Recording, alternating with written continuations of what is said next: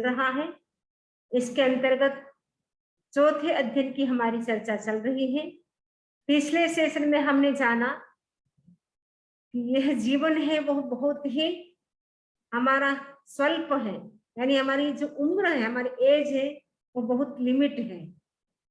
और दूसरी बात है कि हमारी लाइफ को कोई भी बचा नहीं सकता है। तीसरी बात बताई गई थी इस अध्ययन में कि व्यक्ति अपने परिवार का पालन पोषण करने के लिए, अपनी फैमिली को सुरक्षित रखने के लिए, उनका पालन पोषण करने के लिए बिजनेस करता है। वो बिजनेस ऐसा करता है जिसमें बहुत ज्यादा पाप होता है, उससे वो बहुत ज्यादा पाप का अर्जन करता है। परिणाम स्वरूप उससे उनकी दुर्गति होती है। और जब पाप का उदय होता है या पाप का फल मिलता है, परिवार के कोई भी मेंबर्स उसका सहयोग नहीं कर सकता, उनका हेल्प नहीं कर सकता है। इसलिए भगवान ने कहा कि जो व्यक्ति कर्म करता है उसको उसका फल उसी को भोगना पड़ता है, किए हुए कर्म को भोगे बिना छुटकारा नहीं। यह सारी बातें हमने की थी। और धन है, व्यक्ति बहुत सारा कमाता है, सोचता है मेरे को आगे काम आएगा, मेरी 7 पीढ़ियों की वो चिंता करता रहता है। लेकिन हमारा जीवन अल्प है तो हम संग्रह क्यों करें? क्योंकि ये धन भी व्यक्ति को त्राण नहीं दे सकता है। कितना ही अरबों खरबों आपके पास पैसे हो, वो सब छोड़ करके जाना है।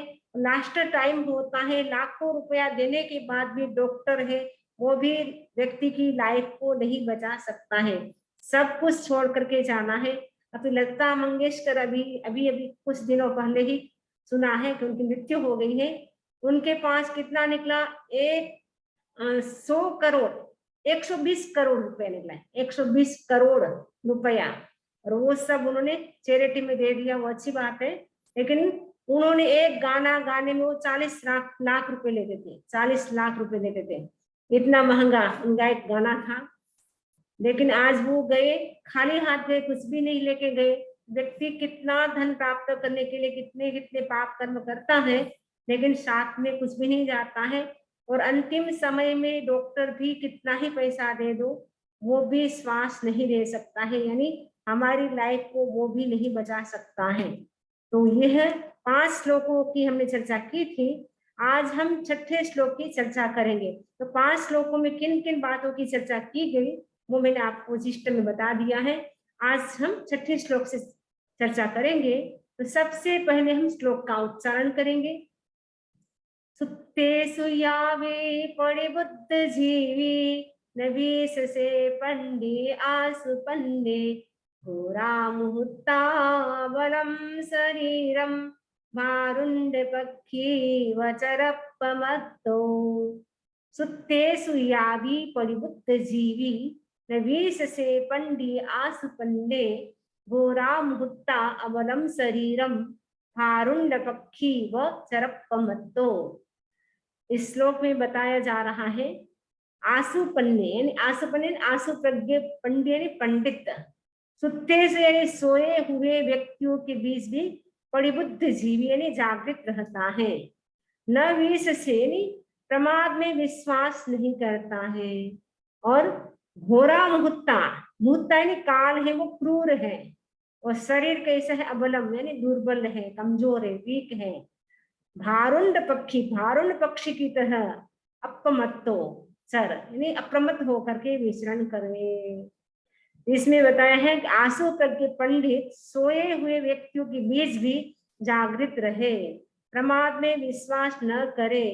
काल बड़ा घोर यानी क्रूर होता है, शरीर कैसा है? दुर्बल है। इसलिए भारुंड पक्षी की भांति अप्रमत होकर विचरण करे। तो सुप्तेषु का मतलब होता है सोया हुआ व्यक्ति। एक तो नींद में सोया हुआ व्यक्ति। सुप्तेषु का दूसरा अर्थ है कि अभी तक वो धर्म कार्य में प्रवृत्त नहीं हुआ है, यानी धर्म ध्यान अभी तक वो नहीं करता है। उनको भी जागता हुआ होता है, फिर भी उनको सोया हुआ ही माना जाता है। परिबुद्ध जीवी, परिबुद्ध जीवी का मतलब है जो नींद से भी जागृत है और धर्म ध्यान करता है, इसलिए वो दोनों दृष्टि से वो जागृत है, भाव से भी जागृत है, द्रव्य से भी जागृत है। परिबुद्ध जीव का दूसरा अर्थ है कि जो मेंटल, फिजिकल और वर्बल जो दुष्प्रवृत्ति नहीं करता है, यानी पापकारी काम वो नहीं करता है, एवरी टाइम वो जागरूक रहता है, अवेयर रहता है। परिबुद्ध जीवी का दूसरा अर्थ है जिनका जो कसाय है, क्रोध, मान, माया, लोभ, वो कंट्रोल में है, वश में है, और 5 इंद्रिय जो हमारी है वो भी उनके वश में है, उनको परिबुद्ध जीवी कहा जाता है। यानी जिनका कसाय, जिनकी इंद्रिय अपने कंट्रोल में है, उनको भी परिबुद्ध जीवी कहा गया है। परिबुद्ध जीवी का मतलब है जो जागृत रहता है, यानी धर्म ध्यान में एवरी टाइम वो प्रवृत्त रहता है। जो नेगेटिव थॉट्स है, नेगेटिव सोच है, वो नहीं रखता है, एवरी टाइम वो जागरूक रहता है। नवीस से पंडिये, मतलब प्रमाद में विश्वास न करे। प्रमाद का मतलब क्या होता है? नेगेटिव सोचना, वो भी प्रमाद है। मुंह से कटु शब्द बोलना, दूसरे को हर्ट हो वैसे शब्द का प्रयोग करना, वो भी प्रमाद है। और फिजिकल रूप से यदि हम अपने बॉडी से, अपने हाथों से किसी को मारते हैं, हिंसा करते, वो भी प्रमाद है। यानी मन, वचन, काया की जो अशुभ प्रवृत्ति है वो सब प्रमाद के अंतर्गत आता है। तो जो आशु प्रज्ञ पंडित है वो प्रमाद में भी विश्वास नहीं करता है, क्योंकि वो जानता है कि जीवन हमारा बहुत ही स्वल्प है, थोड़ा है, और ये मनुष्य जीवन मिला है तो बार बार मिलने वाला नहीं है, इसीलिए वो प्रमाद नहीं करता है। घोरा मुहूर्ता, मुहूर्ता यानी काल है वो बड़ा क्रूर है, क्योंकि ये काल का मतलब जो मृत्यु है वो क्या है? निश्चित है वो, लेकिन कब आएगी वो निश्चित नहीं है, क्योंकि जिसका जन्म होना है, हुआ है, उनको मरना तो है, लेकिन कब मरेंगे वो पता नहीं है। जीवन तो हमारा बहुत कम है, और मृत्यु का समय कोई फिक्स नहीं है, कभी भी मृत्यु आ सकती है। इसीलिए काल को क्रूर कहा गया है। और काल क्या है? प्रतिदिन आता है समय, सूर्य उदय होता है और अस्त होता है, हमारे जीवन का एक टुकड़ा लेकर के वो चला जाता है। हम सोचते हैं कि हम बड़े हो रहे हैं, हमारे बच्चे बड़े हो रहे हैं, हम बड़े हो रहे हैं, लेकिन हम बड़े नहीं हो रहे, हम छोटे हो रहे हैं, क्योंकि हमारा आयुष्य हम जितना लेकर के आए थे उतना हमारा कम होता जा रहा है प्रतिदिन, क्योंकि प्रतिदिन सूर्य आता है और सनसेट हो जाता है, वो आकर के हमारे जीवन का एक एक अंश लेकर के चला जाता है। ऐसे करते करते धीरे धीरे धीरे करके हमारा आयुष्य है वो पूर्ण हो जाता है। हम सोचते कि हम 4 साल के हो गए, कि हम 5 साल के हो गए, कि 10 साल के, 50 साल, इसका मतलब हमारा आयुष्य इतना खत्म हो गया, पूरा हो गया, अब कितना बचा उतना ही हम जिएंगे। और हम इसलिए खुश नहीं होना चाहिए कि अब तो हमारा आज बर्थडे है, तो बर्थडे मनाने में खुशी नहीं होनी चाहिए। यदि बर्थडे मनाने में खुशी आप मना दे, इसका मतलब है आपको और जन्म लेने की इच्छा है। तो जो जन्म लेने की इच्छा रखता है वही बर्थडे मनाता है। लेकिन आप बोलेंगे आजकल तो सभी बर्थडे मनाते हैं, तो बर्थडे मनाना है तो आप शुभ संकल्प से मनाएं कि हम 1 साल में हम तत्वार्थ सूत्र सीखेंगे, हम कल्याण मंदिर सीखेंगे, या हम मेडिटेशन करेंगे, नवकार मंत्र का जप करेंगे, वो तो ठीक है। मोमबत्ती पहले तो जलाना फिर बुझाना, केक काटना, वो हमारी भारतीय संस्कृति नहीं है। तो हमें जन्म लेने की इच्छा होती है, वो जन्मदिन मनाता है। तो भगवान कहते हैं कि हमारा ये जो जीवन है बड़ा क्षणिक है, और पानी का बुलबुला होता है, बबल्स होते हैं, वो उठते हैं और विलीन हो जाते हैं, समाप्त हो जाते हैं। वैसे ही हमारा जीवन भी कब खत्म हो जाएगा हमें पता नहीं चलेगा, क्योंकि आचार्य सूत्र में कहा है नत्थि कालस आगमो, मृत्यु आने का समय कोई फिक्स नहीं है, वो किसी भी समय किसी भी व्यक्ति को उठा करके ले जा सकती है, ऐसा कुछ नहीं है। उसको कोई लाज शर्म नहीं है, बेटा है दादा को ले जाती है, दादा बैठा है पोते को ले जाती है, किसी को भी वो ले जा सकती है। इसीलिए काल को क्रूर कहा गया है। और अबलम, अबलम हमारा शरीर है वो दुर्बल है, वीक है, और इसीलिए हमें क्या करना चाहिए? भारुंड पक्षी, जो भारुंड पक्षी होता है उसके कहा जाता है 2 मुंह होता है, मतलब एक आगे और पीछे, बीच में पेट होता है।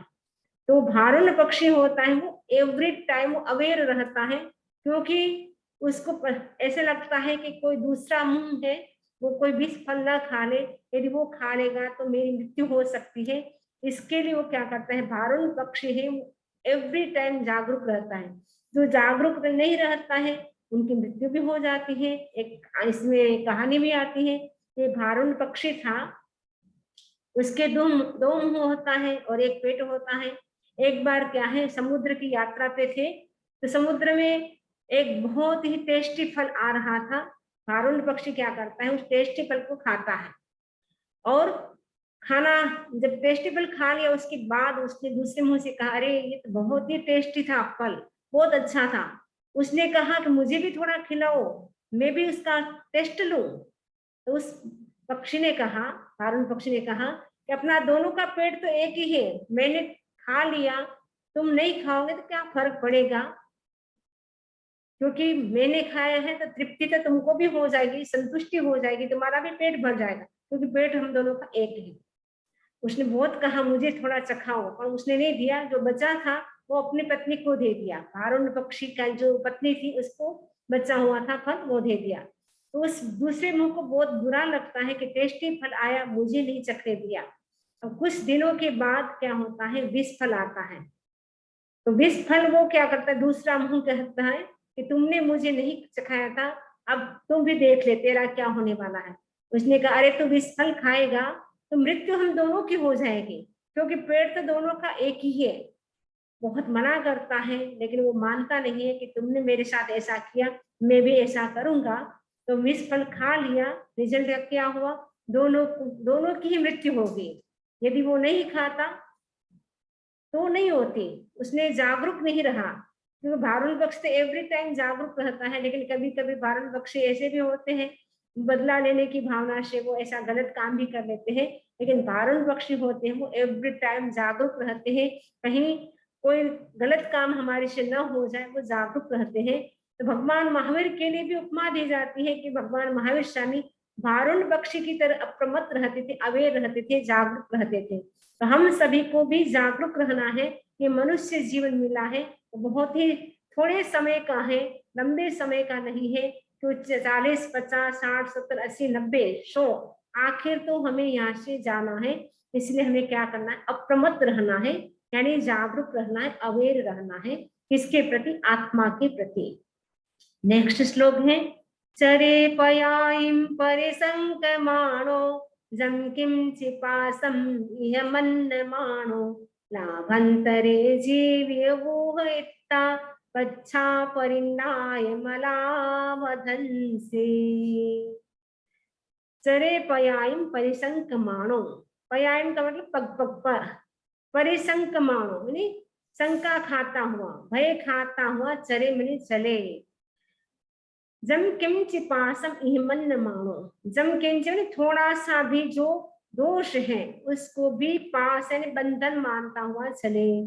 दोष का मतलब थोड़ा सा भी प्रमाद अगर हमारे से हो जाता है, क्योंकि वो प्रमाद ही, प्रमाद क्या करता है, कर्म का बंधन करवाता है। कर्म का बंधन से ही हम पास यानी बंधन में बनते जाते हैं आगे से आगे, तो हमारा छुटकारा नहीं होता है। सिर्फ थोड़ा सा भी प्रमाद अगर हमारे से होता है, यानी मन वचन काया से थोड़ा सा भी हम अशुभ चिंतन करते हैं, उससे भी हमारा कर्म का बंध होता रहता है। तो कर्म का बंध कम कैसे हो, उसके लिए जरूरत है कि हम एवरी टाइम मन वचन और काय की जो प्रवृत्ति है उसको हम शुभ में कन्वर्ट करें, यानी बुरा न सोचे, बुरा न बोले और अपने हाथ से बुरा कोई काम न करें। इसीलिए हम क्या करें, एवरी टाइम पॉजिटिव रहे और उसके साथ साथ बोले तो भी ऐसा मीठा बोले, ऐसा नहीं कि अंदर कुछ बाहर कुछ, ऐसा नहीं, लेकिन स्वतः ही सरल स्वभाव वाला व्यक्ति होता है, अंदर जैसा होता है वैसा ही बाहर होता है। तो अपने मुंह से ऐसे शब्द ना बोले, सामने वाले को हट हो वैसा ना बोले, और अपने हाथों से दान दे और फिजिकल अपने बॉडी से हम सामायिक करें, तप करें, त्याग करें, तो वो सारी प्रवृत्ति हमारी है वो शुभ हो जाएगी। जितना हमारा मन वचन काया का एक्शन है वो शुभ होता है, उससे कर्मों की निर्जना होती है, और जितना जितना अशुभ होता है उससे कर्म का बंध होता है। तो वो एक प्रकार का पास है, बंधन है। तो थोड़ा सा भी दोष यानी थोड़े से प्रमाद को भी वो क्या करे, बंधन मानता हुआ चले। लाभंतरे जीव इतना, लाभ यानी प्राप्ति हो, बेनिफिट हो, अंतर में दूसरे दूसरे गुणों की, नए नए गुणों की जब तक प्राप्ति होती रहे, उपलब्धि होती रहे, तब तक तो जीवन का पोषण करे। यानी इसमें बताई है, सीक्रेट बात बताई है, ध्यान देने की बात है। कई लोग बोलते हैं कि संधारा कब करना चाहिए, क्या पता चले, तो भगवान महावीर स्पष्ट कह रहे हैं इसमें कि जब जब तक इस शरीर से नए नए गुणों की प्राप्ति हो, नए नए गुण का मतलब है ज्ञान, दर्शन, चारित्र और तप की प्राप्ति होती रहे। यानी जब तक हम ज्ञान की आराधना कर सके, जब तक हम दर्शन की आराधना कर सके, जब तक हम चारित्र की आराधना कर सके, जब तक हम तप की आराधना कर सके, तब तक तो इस शरीर का पोषण करना चाहिए। धर्म ध्यान जब तक हम कर सकते हैं, निर्जरा कर सकते हैं, तब तक तो हम इस शरीर का पोषण करें, यानी इसके खिलाए पिलाए सब कुछ इसका टेक केयर करें। लेकिन लगे अब ये शरीर कुछ करने योग्य नहीं रहा, अब ये न तप कर सकता है, न सब स्वाध्याय कर सकता है, न जप कर सकता है, न चारित्र का पालन कर सकता है, न गोचरी जा सकता है, न व्याख्यान दे सकता है, न एक माला भी फेर सकता है, कुछ भी नहीं कर सकता है। अब ये बॉडी एकदम लूज हो गई है, अब कुछ करने योग्य नहीं रही है, अब कुछ भी अपना भी नहीं कर पाता है, न समाज के लिए कर पाता है, कुछ भी करने योग्य नहीं रहा है, ऐसा शरीर हो गया है। तब सोच समझ करके क्या करना चाहिए, संधारा संलेखना करनी शुरू कर दे, और संलेखना करने के बाद लास्ट टाइम में संधारा करके इस शरीर का ध्वंस कर देने, छोड़ देना चाहिए। ये सीक्रेट बात इसमें बताइए, संधारा कब करना चाहिए। कई लोग पूछते हैं कि संधारा कब करना चाहिए, तो इसका आंसर भगवान महावीर ने श्लोक में दिया है कि लाभंतरे जीव भूता, दूसरे दूसरे लाभ हो, यानी नए नए गुणों की प्राप्ति हो, तब तक जीवन को पोषण दे, और जब वह न हो तब विचार विमर्श पूर्वक क्या करे, इस शरीर का ध्वंस कर डाले। ध्वंस का मतलब इस शरीर को छोड़ दे, क्योंकि संधारा करेंगे तो उसमें अपने आप ही शरीर छूटेगा, क्योंकि आत्मा और शरीर दोनों सेपरेट है। तो हम क्या करें, अनशन करके, संधारा करके इस शरीर को छोड़ दे, इस शरीर के प्रति ममत्व तो न रखे, अटैचमेंट न रखे। कई लोग होते लास्ट टाइम होता है, बताएं बचने की संभावना नहीं है, फिर भी डॉक्टर के पास जाएंगे, डॉक्टर को कहेंगे, रिक्वेस्ट करेंगे कैसे भी हो बचा लो बचा लो, लेकिन डॉक्टर को भी लाखों रुपया दे दो तो भी वो एक श्वास भी आपको नहीं दे सकता है।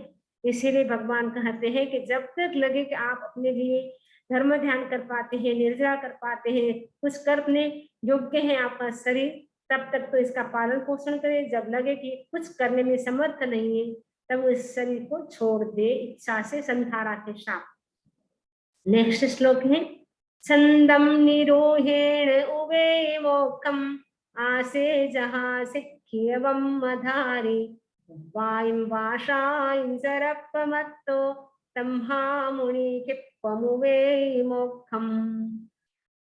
अच्छा, छंदम निरोहेण उवे मोक्षम, सिक्खिय, सिक्खिय का मतलब शिक्षित, ब्रह्मधारी, ब्रह्मधारी का मतलब है तनुत्राणधारी, आसे का मतलब घोड़ा, जहां मैंने जैसे, जो तनुत्राणधारी घोड़ा होता है वो क्या करता है, युद्ध में युद्ध का पार पा जाता है, जो रण में जो युद्ध होता है उसको पार पा जाता है, क्योंकि वो शिक्षित घोड़ा है। दो प्रकार के घोड़े होते हैं, एक शिक्षित होते हैं, एक अशिक्षित होते हैं, एक प्रशिक्षित होते हैं। एक ऐसा घोड़ा होता है जिसको सब प्रकार की ट्रेनिंग दी जाती है, कैसे युद्ध में युद्ध करना, सारी लड़ाई कैसे करना, सारी कलाएं उसको सिखाई जाती है, प्रशिक्षित होता है। एक होता है जिसको बिल्कुल भी ट्रेनिंग नहीं दी जाती है। एक गुरु थे, उन्होंने दो शिष्य को क्या किया, घोड़े दिए, मतलब एक राजा था, उन्होंने दो जो कुल पुत्र थे उनको एक एक घोड़ा दिया और कहा इनको ट्रेनिंग के लिए। एक जो कुल पुत्र था, जो बड़ा था, वो बहुत समझदार था, उसने बहुत अच्छी ट्रेनिंग दी, घोड़े को सब प्रकार की विद्याएं कलाएं जो भी सिखानी थी सब सिखा दिया, और वो जैसे और मालिक कहता वैसे ही वो उनके अनुशासन में रहता था, वैसा ही वो करता था। दूसरा जो पुत्र था उसने बिल्कुल भी उस पर ध्यान नहीं दिया, न समय पर उसको खिलाया, न कोई ट्रेनिंग दी।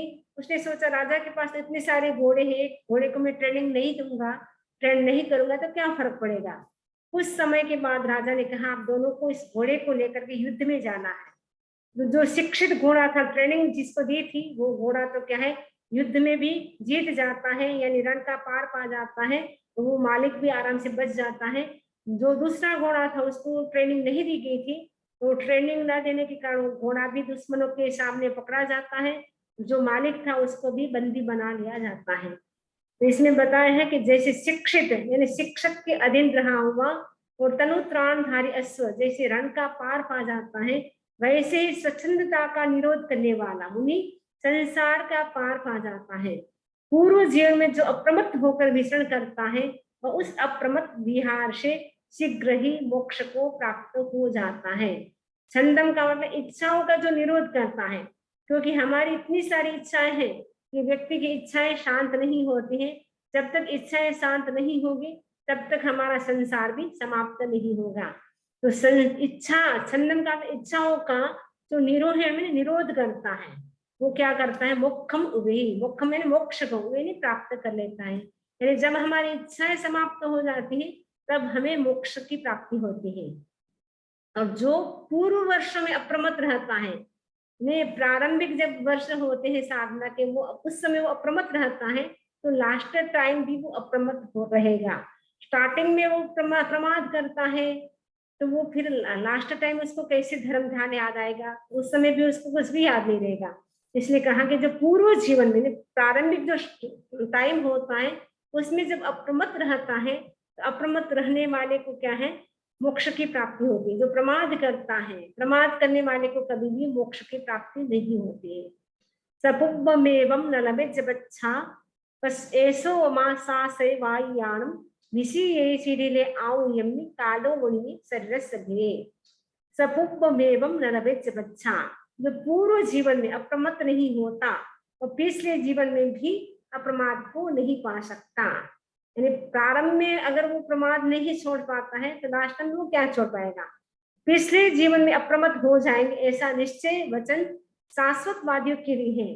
कई लोग सोचते हैं अभी तो हम मौज शौक कर लेते हैं, एंजॉय कर लेते हैं, बाद में हम धर्म ध्यान करेंगे बुढ़ापे में, लेकिन पता नहीं बुढ़ापा किसको आएगा, ये कौन जानता है।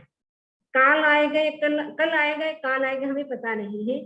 जो शाश्वतवादी है, जिनका विश्वास है कि हम कभी मरेंगे नहीं, हम तो अजर अमर है, वही कह सकता है अभी हम एंजॉय कर ले, बाद में हम धर्म ध्यान करेंगे, हमें तो पता ही नहीं एक क्षण के बाद हमारा क्या होने वाला है।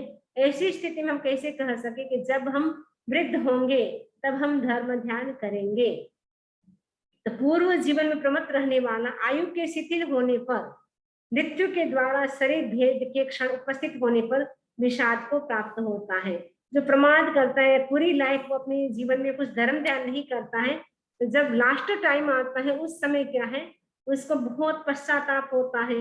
वो सोचता है मैंने लाइफ लॉन्ग कुछ भी नहीं किया, अब मेरा क्या होगा, मेरा कहाँ जन्म होगा। वो एकदम रोता है, एकदम हाय तौबा करता है कि अब मेरा क्या होगा, मनुष्य जीवन मिला, जैन शासन मिला, सब कुछ मिला, लेकिन तो मैंने तो अपना सारा समय मौज शौक खाने पीने में ही व्यतीत कर दिया, मैंने अपने लिए कुछ नहीं किया। एकदम रोता है, पश्चाताप करता है, लेकिन अब समय हाथ से निकल गया, अब पछताई होते क्या, जब चिड़िया चुग गई खेत। अब पश्चाताप करने कुछ नहीं होगा, सारा खेत ही चिड़िया चुग गई, उसके बाद क्या पश्चाताप करना।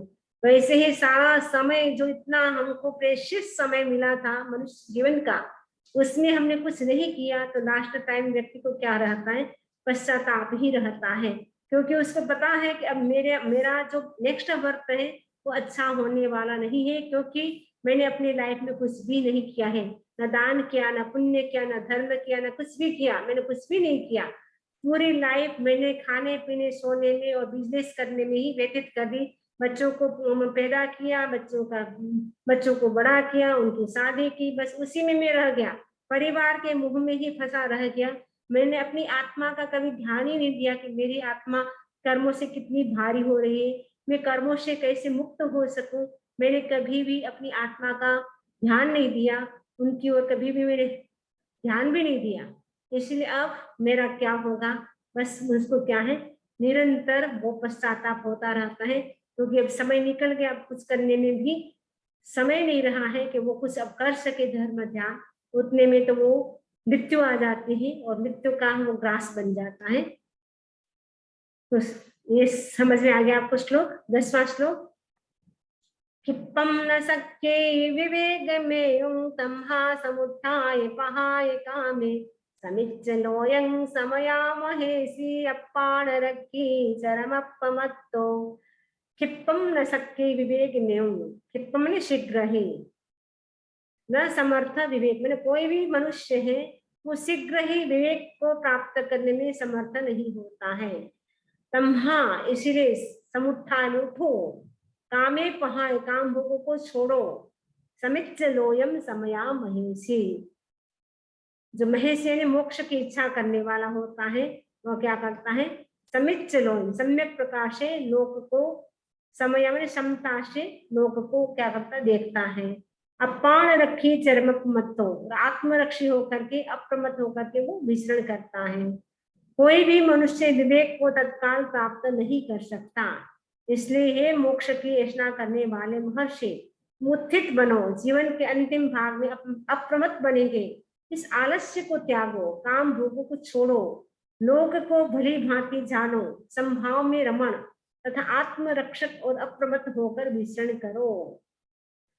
तो वो कोई, क्योंकि विवेक को प्राप्त करना बड़ा कठिन होता है, कोई भी व्यक्ति तत्काल विवेक को प्राप्त नहीं कर पाता है।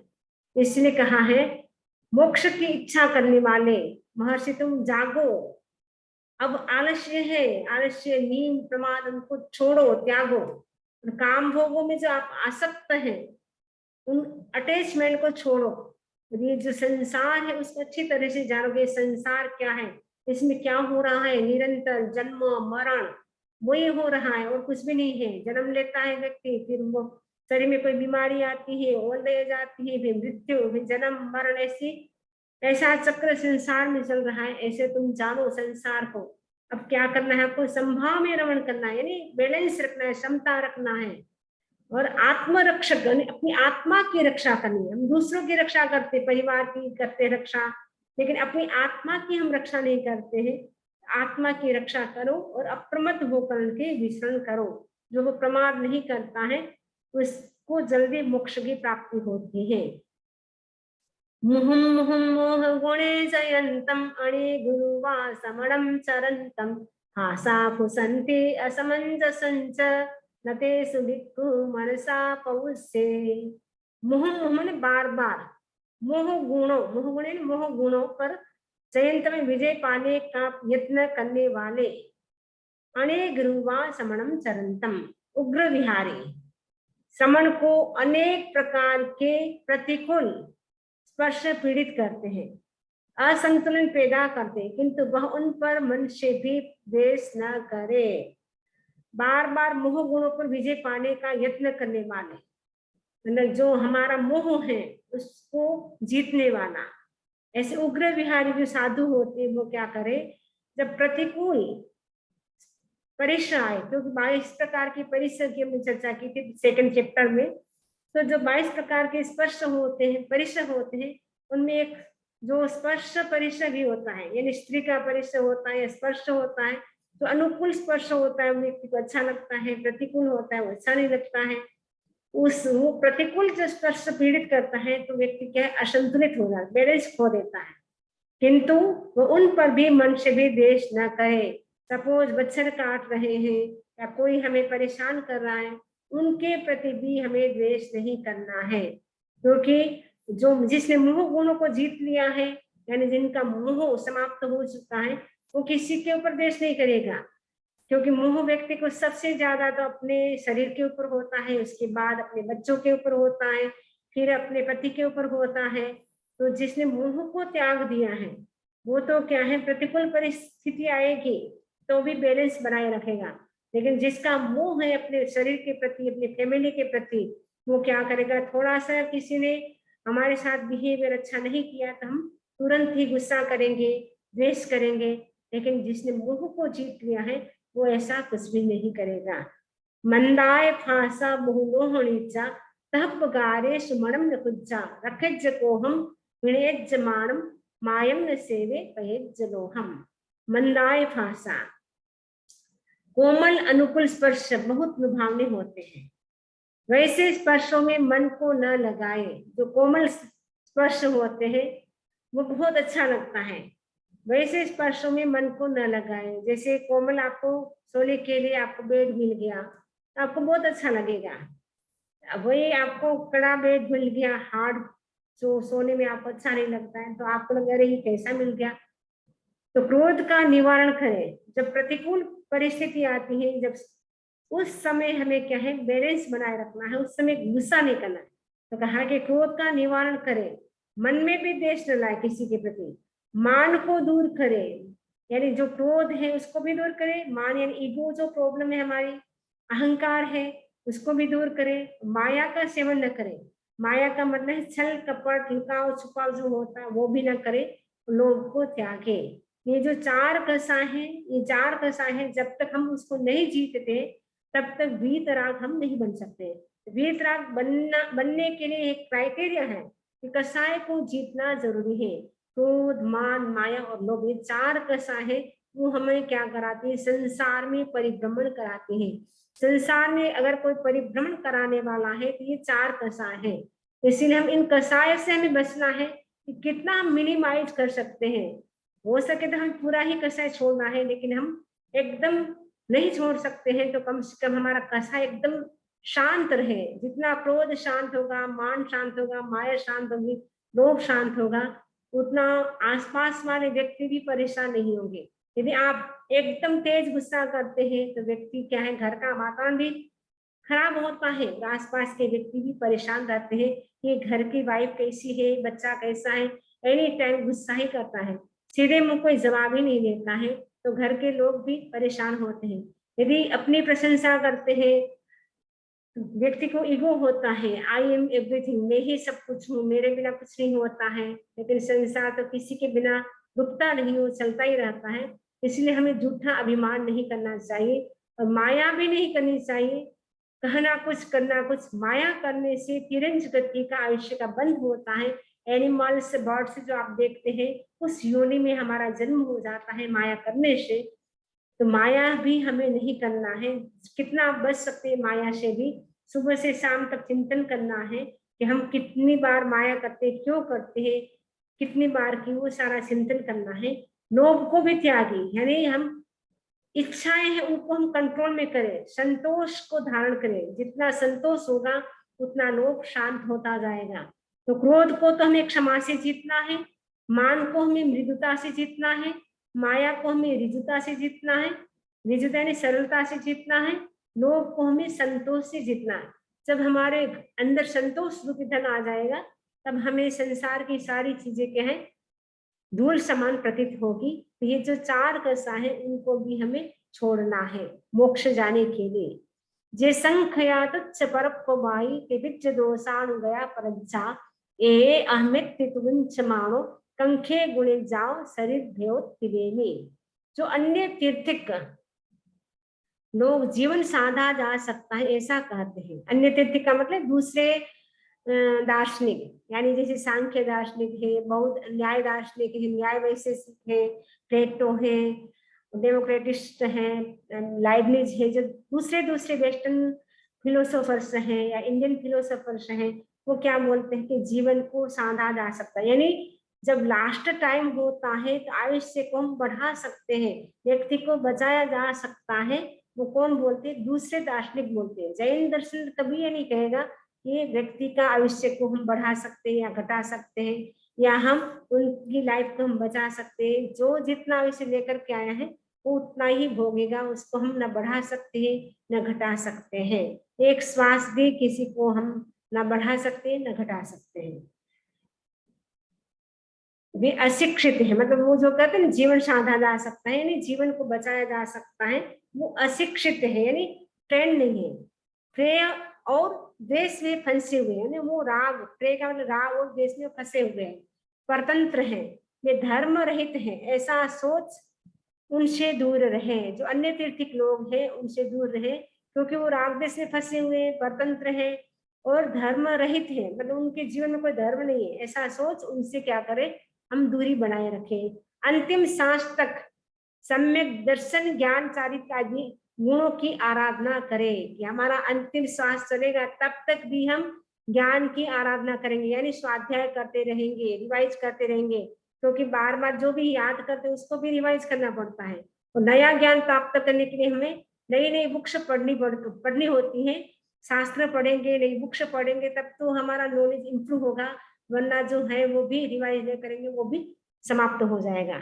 तो हमें क्या करना है, अपना ज्ञान बढ़ाना है। तो अंतिम सांस तक हम क्या करते रहे, ज्ञान की आराधना करते रहे, दर्शन की आराधना करते रहे, सम्यक दर्शन हमारा पुष्ट रहे, कहीं सम्यक दर्शन हमारा आया हुआ चला न जाए, उसकी भी हमें पूरी संभाल रखनी है, ध्यान रखना है, टेक केयर करना है सम्यक दर्शन का। क्योंकि सम्यक दर्शन एक अमूल्य हीरा है जिसका कोई मूल्य नहीं। डायमंड आपके पास है 1.25 करोड़ का, तो आप कितना उसका ध्यान रखेंगे। ये सम्यक दर्शन तो 1.25 करोड़ हीरे से भी बहुत ही कीमती है। उस हीरे का तो हमें कितना ध्यान रखना होगा। यदि हम ध्यान नहीं रखेंगे तो हमारा आया हुआ सम्यक कभी जा सकता है। तो सम्यक दर्शन का क्राइटेरिया है कि जिसका कषाय शांत होता है, जिसमें मोक्ष की अभिलाषा होती है, जिसमें वैराग्य होता है, जिसमें करुणा होती है, और देव गुरु धर्म के प्रति जिनकी अटूट आस्था होती है, जिसका कषाय शांत होता है, और जिसको तत्व की सही जानकारी होती है। यदि ये सारी चीजें हैं तो मानना चाहिए हमारे पास सम्यक दर्शन है। यदि ये चीजें नहीं है, इसका मतलब है सम्यक दर्शन अभी तक आया नहीं है। अगर आ चुका है तो उसको हम ध्यान रखें कि कहीं सम्यक रत्न हमारे से दूर न हो जाए। क्योंकि सम्यक दर्शन के बिना हम कितनी तपस्या कर ले, कितना स्वाध्याय कर ले, उसका जो लाभ मिलना चाहिए वो नहीं मिलता है। सम्यक्त के बिना हम जो भी हम साधना करेंगे उससे केवल हमें स्वर्ग के सुख मिल सकते हैं, लेकिन मोक्ष के सुख नहीं मिल सकते हैं। मोक्ष के सुख है वो परमानेंट सुख है, और स्वर्ग के सुख है वो टेम्पररी है। वो एक समय के बाद वो भी समाप्त हो जाते हैं। इसलिए हमें क्या करना, परमानेंट सुखों को प्राप्त करना है। हम क्या करें, सम्यक दर्शन की टेक केयर करें, सुरक्षित रखें। और हमें चारित्र की भी आराधना करनी है। चारित्र का मतलब दीक्षा लेना तो है।